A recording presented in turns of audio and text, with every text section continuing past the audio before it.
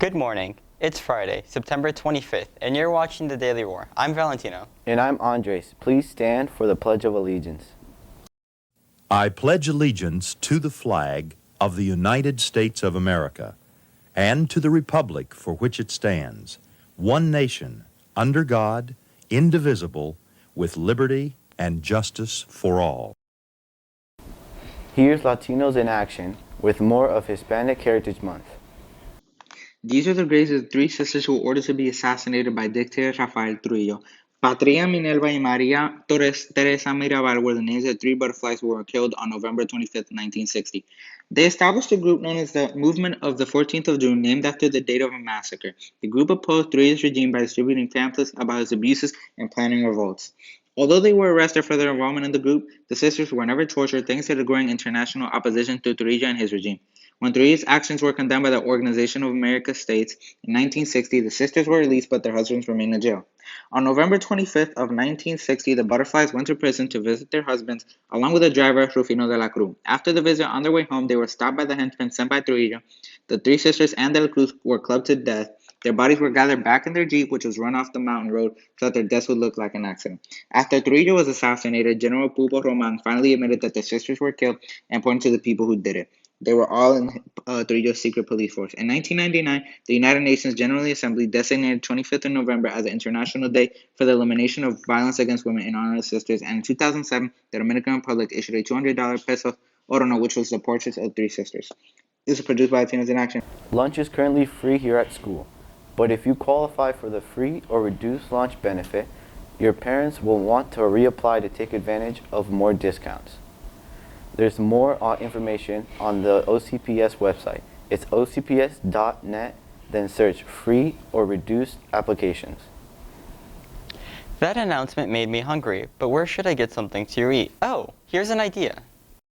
I never made it, but I know what it takes. I'm motivated by a mix of emotions. Hey, Daily Roar, I'm Justin, and today we're going to be reviewing Red Robin, the restaurant. Today I will be ordering the Red Tavern Burger at Red Robin. Alright guys, so this is the way to pay at Red Robin due to the circumstances of COVID-19.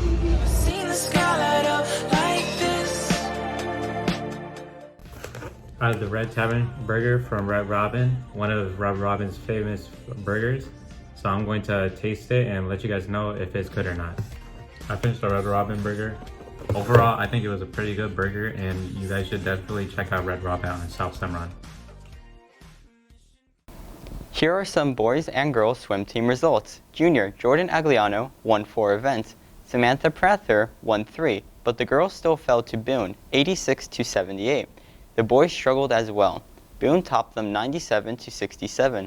Luigi Franco did win 2 individual events and 2 relays. Clayton Nichols also led the team in the 200 free relay. Both teams hope to improve on their score, 0-1, starts at their next meet. If you're going to be traveling around Florida during these COVID times, there are many different rules and regulations and possibly even different closures that you don't even know about. So here's a couple of tips and tricks and different rules possibly when traveling around Florida during COVID. So first up we have Walt Disney World, which will be the first stop on our trip here. So if you want to plan a trip to the Walt Disney World Resort, you're going to have to put a reservation. So as you can see, I put in the date, and then I put in what park I wanted to go in. And there was times available for what park I wanted to go to, and then you confirm that you are okay with the guidelines put in place, and then you're confirmed to go. Universal, on the other hand, is a little bit different when you want to go there. It is just kind of on a first come, first serve basis at Universal, and both parks are open, but at limited capacity and at limited times, and you should know that both parks are open at limited capacity.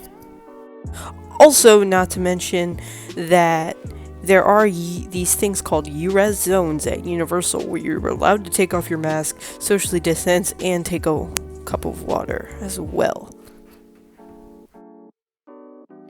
Now, if you want to get a fix of nature while traveling through Florida during COVID, The Everglades National Park did recently open with some modifications, being obvious stuff like masks and social distancing, and also, again, a first come, first served basis. So you've got to be careful, make sure you get there early whenever you want to go to a national park here in Florida.